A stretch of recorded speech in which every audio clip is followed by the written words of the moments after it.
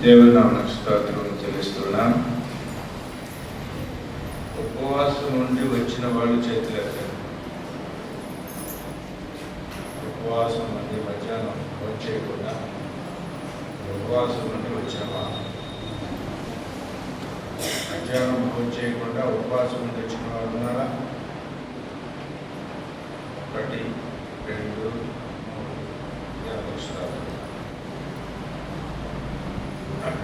మధ్యాహ్నం భోజనం చేయకుండా ఉన్నవారు కానీ, సాయంత్రం భోజనం చేయకుండా ఉన్నవారు కానీ, ఏదైనా తినటంలో తినకపోవటంలో మునిగిపోయింది ఏం లేదు. తిన్నా తినకున్నా మన హృదయము దేవునికి అలా ఉండవలే. ఒకవేళ తినకుండా ఉంటే కొంత ధ్యానం, కొంత ధ్యాస ప్రభువు మీద ఉంటుందనేటువంటి ఉద్దేశంతో అంతే. తినటైంది కానీ తినకపోవటైంది కానీ కాదు. మన యొక్క హృదయము పరిశుద్ధంగా ఉన్నదా? ప్రభువు మీద ధ్యాస ఉన్నదా? ప్రభువు దగ్గర నుంచి మనం ఏమైనా పొందటానికి మనం ఆయాసపరచుకొని దుఃఖపరచుకొని ప్రభువుని కనపరిచేవారిగా ఉన్నామా లేదా అంటే ముఖ్యమైనటువంటి విషయం. యోవేలు అంటాడు, యోవేలు గ్రంథం 2వ అధ్యాయము 12వ వచనం, ఇప్పుడైనను మీరు ఉపవాసం అండి. ఇప్పుడైనా జరిగిపోయిందేదో జరిగిపోయింది, గతించిపోయిందేదో గతించిపోయింది. ఎంతవరకు మనం చేసిన తప్పిదాలు, దేవునికి విరోధంగా చేసిన పాపము జరిగిపోయిందేదో జరిగిపోయింది. ఇప్పుడైనా మీరు ఉపవాసం ఉండి, ఉపవాసం ఉండి ఏం చేయాలా? కన్నీరు విడవాలి. కన్నీరు ఎప్పుడు వస్తుందండి? కన్నీరు ఎప్పుడు వస్తుందమ్మా? బాధ వచ్చినప్పుడు, శ్రమ వచ్చినప్పుడు, కష్టం వచ్చినప్పుడు మనకు కన్నీరు వస్తుంది. కాబట్టి దేవుని సన్నిధిలో కన్నీరు కార్చడం. హిజ్కియా దేవుని సన్నిధిలో ఏం చేశాడు? కన్నీరు కార్చాడు. కన్నీరు కార్చినప్పుడు దేవుడు ఆయన ప్రార్థన ఆలకించాడు. యేసు ప్రభువారు కూడా ఈ లోకంలో ఉన్నప్పుడు కన్నీరు కార్చాడు. లాజర్ని లేపే సమయంలో, యూదులు ఆయన ప్రేమించిన సమయంలో, ఆ కుటుంబంలో ఉన్నటువంటి స్థితులను బట్టి నిట్టూర్పు విడిచాడు, కన్నీరు కార్చాడు. దావీదు అంటాడు, ఆయన కన్నీరంటే, ఆ కన్నీరంటే ఆయన యొక్క పడకను తేలగొట్టేట. ఇది ఒక అలంకారం అంతే, నిజంగా జరగదు. నా కన్నీళ్ల చేత నా పడక కొట్టుకొని పోవచ్చున్నది. చూసారా? అంటే ఎంత దుఃఖము, ఎంత బాధ. చూసారా? దీన్ని ఏం అలంకారం అంటారండి రామకృష్ణ గారు?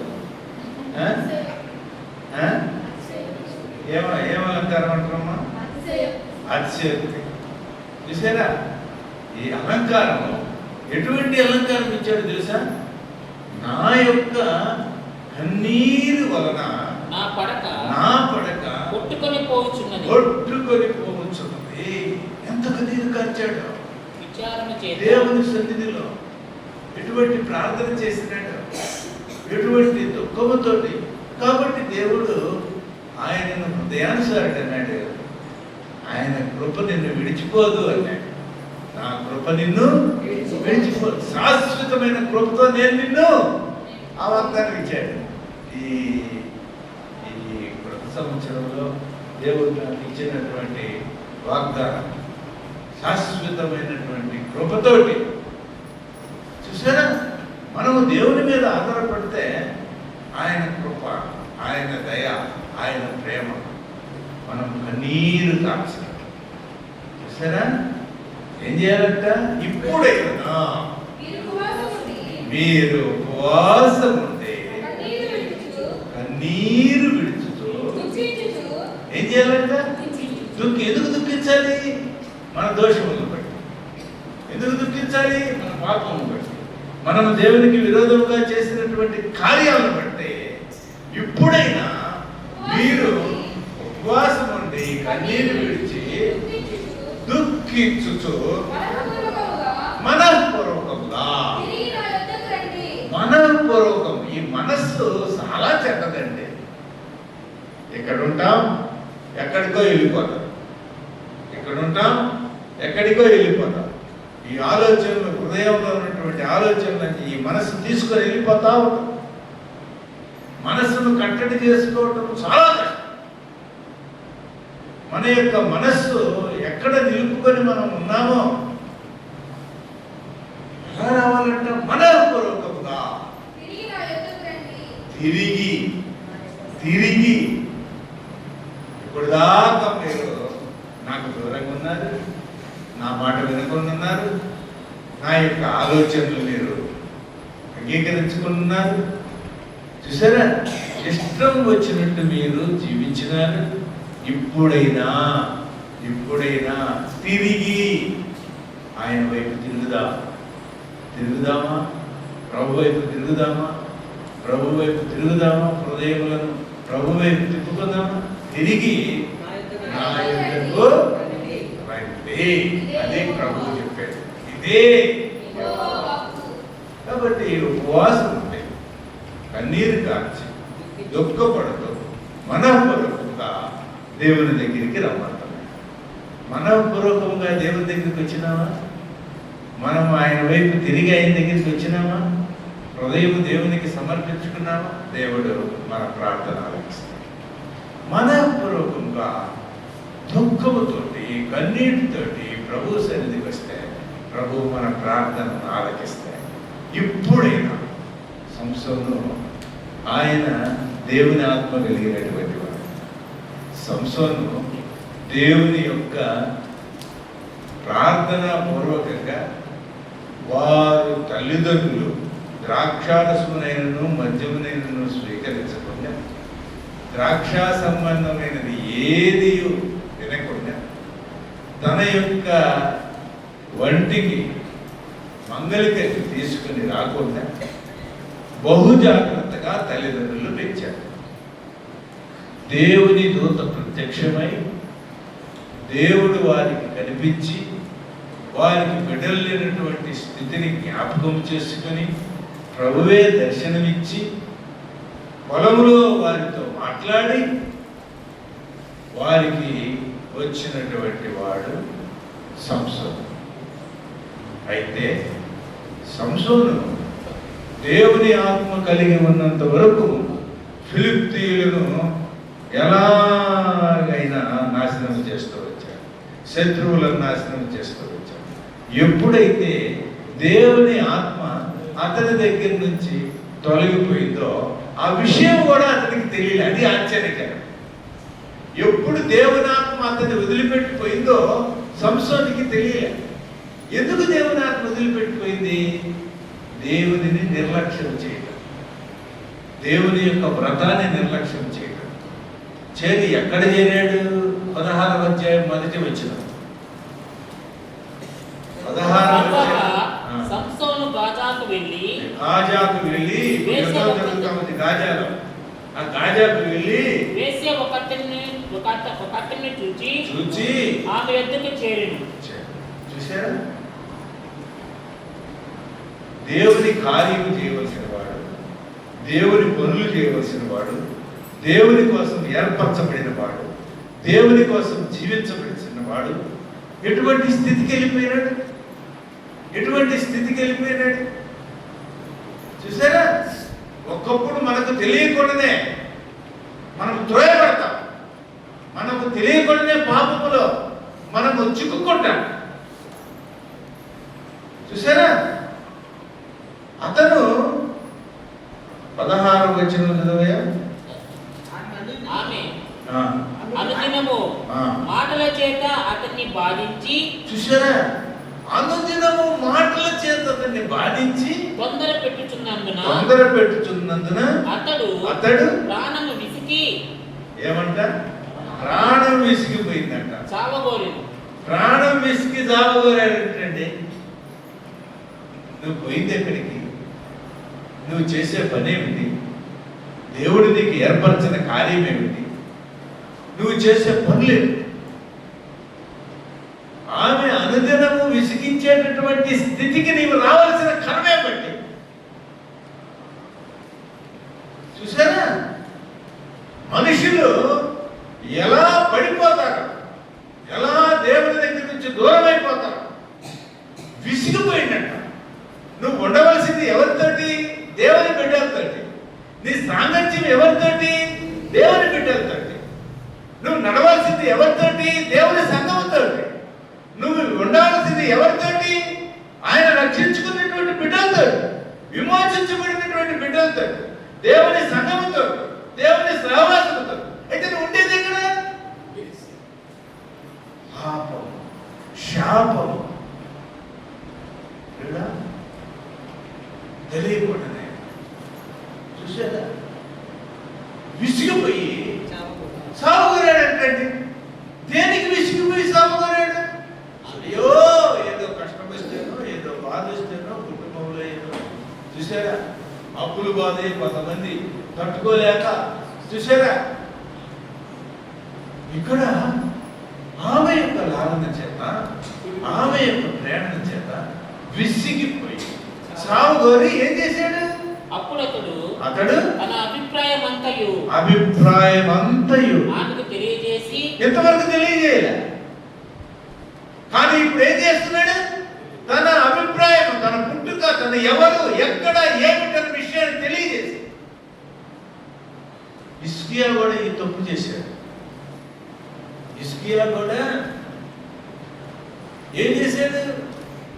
చూడటానికి ఎంత ఐశ్వర్యము, ఎంత ఘనత, ఇతని యొక్క ఆశ్చర్యంగా ఎట్లా అభివృద్ధి పొందినాడు అనే విషయము తెలుసుకోవటానికి దూతలు వస్తే ఏం చేసినాడు? ఏం చేశాడంటే ఆయన కొట్లన్నీ చూపించినాడు, ఆయన ఇల్లంతా చూపించినాడు, ఆయన దగ్గర ఉన్న బంగారం అంతా చూపించినాడు. అయ్యో నేను ఇంత గొప్పవాడిని చూపిస్తాడు. ఒక్కొక్కప్పుడు మనం కూడా అట్లా చేస్తూ ఉంటాం. నేను ఇంత గొప్పవాడిని అన్నట్టు, నేను ఇది ఇది అన్నట్టు, అదన్నట్టు, నా గొప్పతనం ఇది అనుకున్నట్టు మనం చూపించుకుంటాం. జీవపడము నాకు దేవుడు ఇచ్చినాడు, ఈ నా వల్ల కలిగింది కాదయ్యా, ఆయన నేను నమ్ముకున్నాను, ఆయన వల్ల నాకు కలిగిందని ఆ మాట చెప్పలే హిజ్కియా. చాలా భక్తిపరుడు, చాలా దేవుని విశ్వాసం ఉంటున్నాడు. దావీదు యొక్క హృదయం కలిగిన వాడు, దేవుని అనుసరించి నడిచిన వాడు. అటువంటి హిజ్కియా ఏం చేశాడు? తన ధనాగారం అంతా చూపించినాడు, తన ధనాగారం అంతా చూపించినాడు, తన యొక్క ఆస్పెక్తా చూపించినాడు, తన సమస్తము చూపించినాడు, గణతంతా చూపించాడు. ప్రభు ఏమన్నాడు? పిమ్మట ప్రవక్త అయిన యెషయా రాజైన హిజ్కియా వద్దకు వచ్చి ఆ మనుషులు ఏమనిరి? ఎవరయ్యా, ఎక్కడి నుంచి వచ్చినారు, ఏమన్నారు? నీ యొద్దకు ఎక్కడి నుండి వచ్చిరి, ఎక్కడి నుంచి వచ్చిండ్రు అని అడగగా హిజ్కియా బబులోను దూరదేశము నుండి. ఎక్కడి నుంచి వచ్చారు? బబులోను నుంచి వచ్చారు, బబులోను నుంచి వచ్చారు, దూరదేశం నుంచి వచ్చారు. వారు వచ్చి ఉన్నారని చెప్పాను. నీ ఇంటిలో వారు ఏమి చూచుచున్నారంటే హిజ్కియా నా పదార్థములలో దేనిని మరుగు చేయక, నా ఇంటిలో ఉన్న సమస్తమును నేను వారికి చూపించి ఉన్నానని. ఎంత భయంకరమండి, ఎంత భయంకరమండి. చూసారా సమస్తం అన్యునికి, దేవుని ఎరిగినటువంటి వారికి, విగ్రహారాధికులకు, దేవుని సంబంధం లేనటువంటి వారికి, వారి ఆశ్చర్య కార్యం ఎటువంటి ఘనమైనటువంటి దేవుడు ఆశీర్వదించినట్టే. అయ్యా నా పని కాదు, నేను ఏమి లేదు, నా ప్రభు నాకు ఈ సహాయం చేసినట్టు ఒక్క మాట కదా అనాల్సింది. ఆ మాట అనకుండా ఏం చేసినాడు? తన కలిగిందంతా, తన ఇంట్లో ఉన్నదంతా మరుగు చేయక చూపించేసి ఏమన్నాడు తెలుసా ప్రవక్త? అంతటా యెషయా హిజ్కియాతో ఇట్లా నేను యెహోవా సెలవిచ్చిన మాట వినుము. వచ్చు దినములలో ఏమీయూ మిగలకుండా నీ నగరమందున్న సమస్తమును నేటి వరకు నీ పితరులు సమకూర్చి దాచిపెట్టినదంతయు బబులోను పట్టణమునకు ఎత్తుకొని పోవునని. ఎత్తుకొని పోబడతారు. కారణమేమిటి? హృదయకరం తెలియకుండా వచ్చేసింది. దేవుని సేవకుడే, దేవుని హృదయానుసారుడే, దేవుని నమ్ముకున్నవాడే, అనారోగ్యంతో దేవుని దగ్గర పోరాడి దేవుని అడిగి ప్రార్థన చేసుకుని కన్నీరు కార్చి ఆయుష్కాలను పొడిగించుకున్నవాడే, కానీ తప్పిదము తెలియకుండా చేస్తారు. చూసారా? కాబట్టి క్రీడా ఇప్పుడైనా నీవు నీరు కాచి ఉపవాసం దేవుని దగ్గరికి వస్తే ఆయన అత్యంత కృపామయుడు. చేస్తానైనటువంటి కీడు చేయక మాట్లాడు. ఆయన కరుణావాత్సల్యం పరమడవచనం. నీ దేవుడైన యెహోవా కరుణావాత్సల్యం. చూసారా? దేవుడు నిన్ను విడిచిపెట్టాడు. అయితే నీ హృదయము మనపూర్వకంగా దేవుని దగ్గరికి రావాలి. నీ హృదయము కన్నీరు కారుస్తూ దేవుని దగ్గరికి రావాలి. నీ హృదయంలో దుఃఖపడుతూ దేవుని దగ్గరికి రావాలి. నీ హృదయపూర్వకంగా మనపూర్వకంగా దేవుని దగ్గరికి రావాలి. ఉపవాసం ఉండి ప్రభు సన్నిధికి రావాలి. అలా వచ్చి ఇప్పుడేదను మీరు కన్నీరు కాచి ఉపవాసం ఉంటే ఆయన అంటున్నాడు, నీ దేవుడైన యెహోవా కరుణావాత్సల్యంగా నీ మీద కరుణ చూపుతాడు, నీకు వాత్సల్యం చూపుతాడు. కరుణావాత్సల్యం గలవాడును శాంతమూర్తియు. చూసారా? శాంతమూర్తియు అత్యంత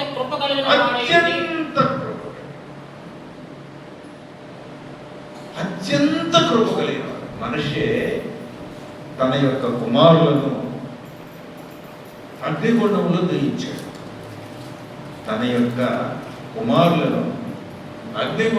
దహించాడు. చూసారా? మెలకుకు అష్టాదశ దేవతలకి, బబులోను దేవతలకి అక్కడ నుంచి ఆ బబులోనులో దమస్కులో దేవుడు వారికి విజయం ఇచ్చినాడు అని చెప్పేసి అక్కడ ఉన్నటువంటి ప్రతిమను తీసుకుని వచ్చి దేవుని మందిరంలో నిలిపాడు. చూసారా? దేవుని దగ్గరికి వచ్చి దేవుని పాదాలు పట్టుకోకుండా, దేవుని నడకుండా, అటువంటి కార్యాన్ని బట్టి మండుచూ వచ్చిందట దేవుని యొక్క కోపాగ్ని. యూదా దేశం మీద మండుచూ వచ్చిందట దేవుని యొక్క కోపం. అయినా కూడా మనిషి తన యొక్క హృదయాన్ని దేవుని దగ్గరికి తీసుకొని తగ్గించుకొని తన తప్పు తాను తెలుసుకొని పశ్చాత్తపడి దేవుని దగ్గరికి వస్తే దేవుడు ఆయన్ని కనికరించాడు, గుణకారి అయ్యాడు. చూసారా? అయితే ఆ పాపం వల్ల అతడు శ్రమలో ఉన్నప్పుడు యెహోవాను బట్టి బతిమాలుకొని తన పితరుల దేవుని సన్నిధిని తన్ను తాను బహుగా తగ్గించుకొని ఆయనకి మొరపెట్టగా ఆలకించి. చూశాడు దేవుడు ఏం చేశాడు? విన్నపాన్ని ఆలకించి.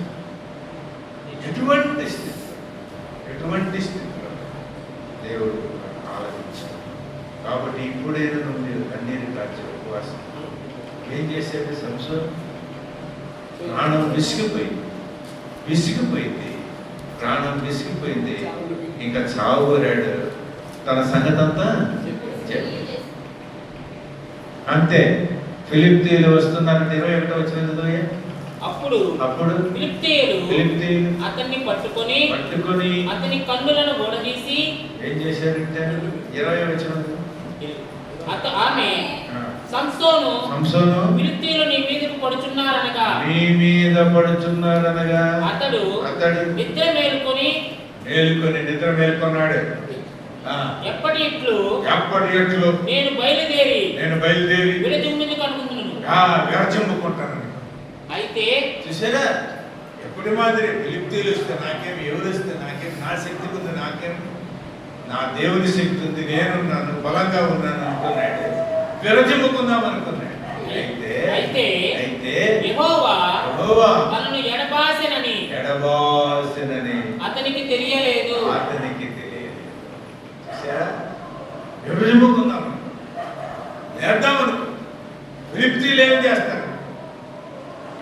యెహోవా అతన్ని ఏం చేశాడు? దేవుడు ఎడబాస్తే నీ పరిస్థితి, దేవుడు ఎడబాస్తే నా పరిస్థితి, దేవుడు మనకు విరోధంగా ఉంటే మన పరిస్థితి. చూసారా, వెంటనే ఎప్పుడైతే దేవుని యొక్క లేకుండా పోయిందో విరచిమ్ముకోవాలనుకున్నాడు. ఫిలిప్తీయులు పట్టుకున్నారు. అతని కన్నులను గోడదీసి ఏ పరిస్థితిలోకి వెళ్ళిపోయాడు? అటువంటి బలాఢ్యుడు, దేవుని ఆత్మ ఉన్నప్పుడు ఉన్నటువంటి బలాఢ్యుడు ఏమైపోయింది?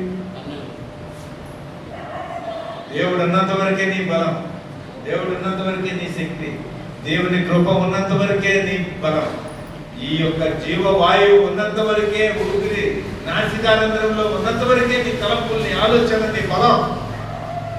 ఈ లోపాల నుంచి నీ వెళ్ళిపోయిందనుకో,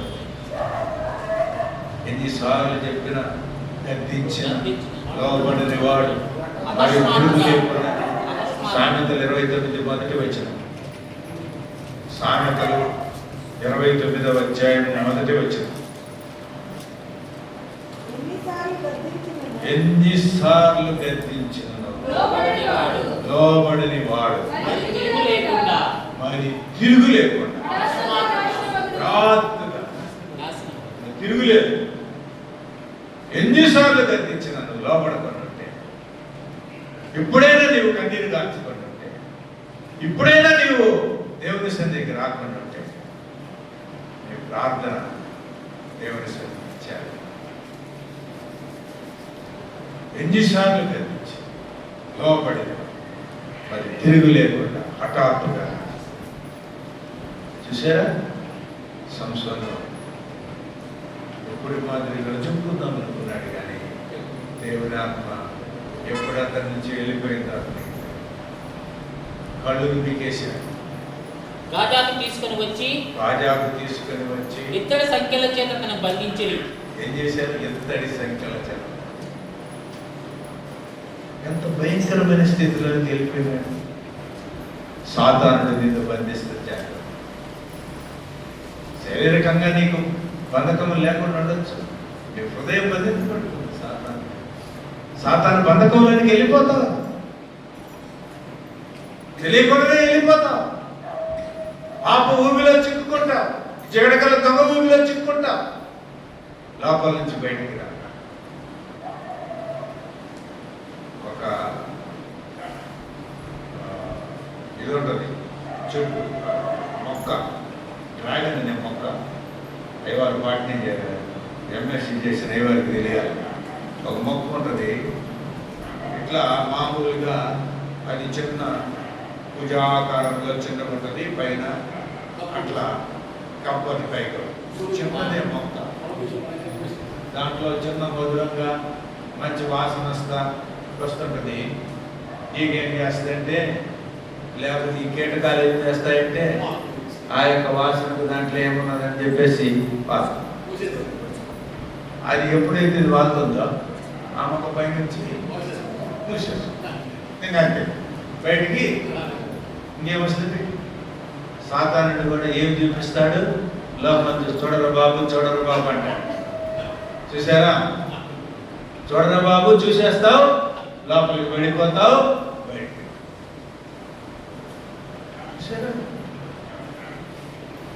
జాగ్రత్త. ఎప్పుడు దేవుని ఆత్మ వెళ్ళిపోయిందో సంసారం తెలుసుకోలేకపోయింది. కాబట్టి ఫ్రీడా కన్నులు వీకేశారు, బంధించేశారు. అతను బందీ గృహములో అయితే దేవునికి మొరపెట్టు. 28వ అప్పుడు సంసోను యెహోవా 28వ వచనం, న్యాయాధిపతుల 16వ అధ్యాయం 28వ వచనం. అప్పుడు సంసోను యెహోవా ఇప్పుడు వచ్చింది బుద్ధి. యెహోవా ప్రభువా దయచేసి నన్ను జ్ఞాపకము చేసుకున్నాను. బంధకముల్లో ఉండి చూసారా, ఆ యొక్క దేవాలయంలో ఉండి ప్రార్థన చేస్తున్నాడు. ప్రభువా యెహోవా దయచేసి నన్ను జ్ఞాపకము చేసుకో. దేవా దయచేసి ఈసారి మాత్రమే నన్ను బలపరచు. ఈసారి ఒక్కసారి చూసారా, దేవుడు ప్రార్థన చేస్తే మొర ఆలకించి సహాయం చేసింది. కాబట్టి ఇప్పుడైనను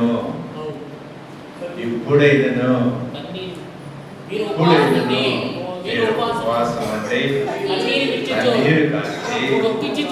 దుఃఖించుచు తిరగండి. ఎంతవరకు మీరు చేసిన దోషాన్ని బట్టి, పాపను బట్టి దేవుని దగ్గరికి తిరగండి, ఆయన దగ్గరికి రండి. సహాయం చేయడని ఎవడు చెప్పగలడు? చూడే 14 వచనం. అత్యంత కృప కలిగిన వాడు ఒకవేళ ఆయన మనసు తిప్పుకొని పశ్చాత్తాపడి మీ దేవుడైన యెహోవాకు తగిన నైవేద్యమును ప్రాణార్పణమును మీకు దీవెనగా దేవుడు అనుగ్రహింపడని ఎవడు చెప్పగలడు? దేవుడు ఇయ్యడు, దేవుడు సహాయం చేయడని ఎవరు చెప్పగలరు? కాబట్టి నీకు సహాయం నీకు దేవుడు చేస్తాడు, నీ కరుణ దేవుడు చూపుతాడు. కాబట్టి ప్రభు మీద విశ్వాసం ఉంచుతాం. ఎప్పుడైనా మనపూర్వకంగా దేవుని దగ్గరికి వస్తాం, ప్రభు పాదాలు పట్టుకున్నాం, ప్రార్థన చేసుకుందాం, ప్రభువుని అడుగుదాం. అందరం లేచి నిలబడి కొద్ది సమయము దేవునికి మనపూర్వకముగా, అయ్యా ఎప్పుడైనా మీరు కన్నీరు కార్చే ఉపవాసం నుండి, ఓ ప్రభా దుఃఖముఖముతో ప్రభా మీ దగ్గరికి వచ్చినప్పుడు, నాయనా ప్రభా మీరు మాకు సహాయం చేసే దేవుడు అయినా సహాయం చేయడని ఎవడు చెప్పగలడు? అత్యంత కరుణ కలిగిన వాడు, అత్యంత జాలి కలిగిన సంసోను జీవితంలో ఎంతో ప్రభా తండ్రి నాయన పోగొట్టుకుని దేవుని ఆత్మ విలువలను ప్రభా మొరపెట్టినప్పుడు జయమునిచ్చిన దేవుడు. హిజ్కియా ప్రభా కన్నీరు కార్చి మొరపెట్టినప్పుడు ఆయనకు ప్రాణం ఇచ్చినటువంటి, ఆయుష్కాలను పొడిగించినటువంటి దేవుడు. అంతేకాదు తాను ప్రభా తండ్రి నాయన తెలియక పాపము చేసినప్పుడు, వారిని ఆహ్వానించినప్పుడు, వారికి చూపించినప్పుడు కూడా ప్రభా తండ్రి నాయన మీరు కనికరించిన దేవుడు. ఇంత గొప్ప దేవుడు మీరు మాకున్నారు. మీ నాన్నకి స్తోత్రము. అత్యంత కృప కలిగిన వాడు, అత్యంత జాలి కలిగిన వాడు ప్రభా, మీరు మాకున్నందుకే స్తోత్రం చెల్లిస్తున్నాం. అయ్యా మీ పాదాలు పట్టుకోవచ్చు. మేము మీ దగ్గరికి వచ్చి ఉన్నాం, ఉపవాసంతో వచ్చి ఉన్నాం, కన్నీటితో వచ్చి ఉన్నాం, మనోపూర్వకంగా వచ్చి ఉన్నాం, దుఃఖముఖంతో వచ్చి ఉన్నాం ప్రభా. ఉపవాసం నుండి వచ్చి మీరు మమ్మల్ని కనికరించండి దేవా. మా మనకు చెవియొక్కండి. మా కుటుంబంలో ఏమి కావాలేనో మీరు మాకు దయచేయండి. మీ రక్షణ భాగ్యం దయచేయండి. మా బిడ్డలకు ఆరోగ్యం ఇవ్వండి. మాకు ప్రభువా తండ్రి కావలసిన ఈవులు దయచేయండి. మమ్మల్ని కనికరించము, మొట్టము, స్వస్థపరచు, సహాయం దయచేయండి. మీరు విడిచిపోవద్దు, దాటిపోవద్దు, మీ కృప నుంచి దూరపరచండి. మీ సహాయం పంపించమని ప్రభుని అడుగుదాం. ప్రభుని అడగండి, ఆయన మీ హృదయ వాంఛలను తీరుస్తాడు. ప్రభువుకు ప్రార్థన చేద్దాం, హృదయాన్ని సమర్పించుకుందాం, ప్రభువుని అడుగుదాం. ప్రార్థన చేసుకోండి, ప్రార్థన చేయండి, మౌనంగా ఉండొద్దు. హృదయం తెరవండి, నోరు తెరవండి, ప్రభువుని అడగండి.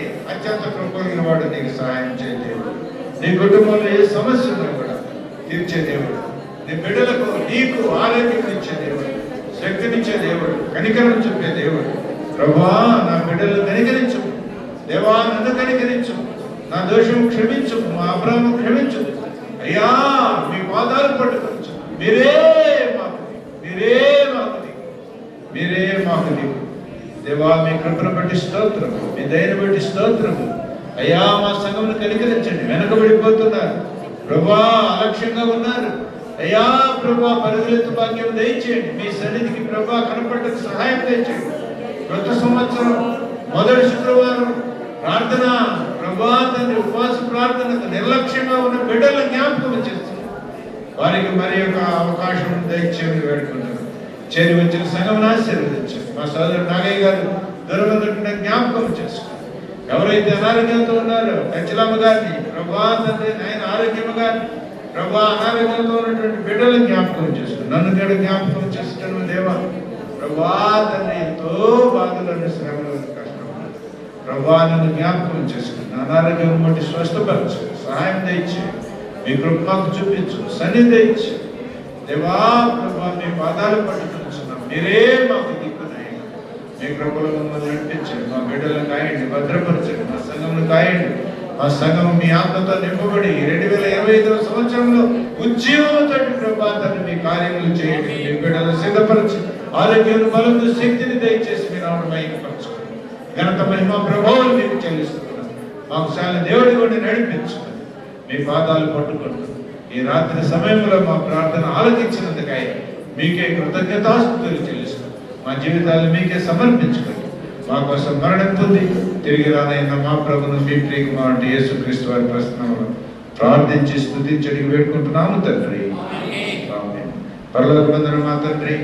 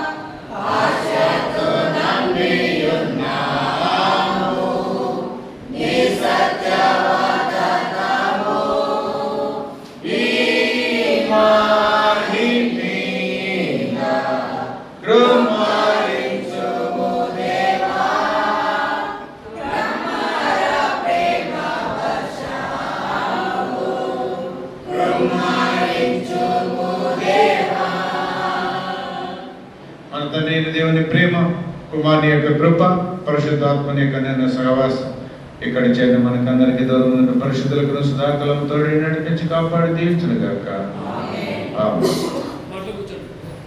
అందరికీ ప్రభు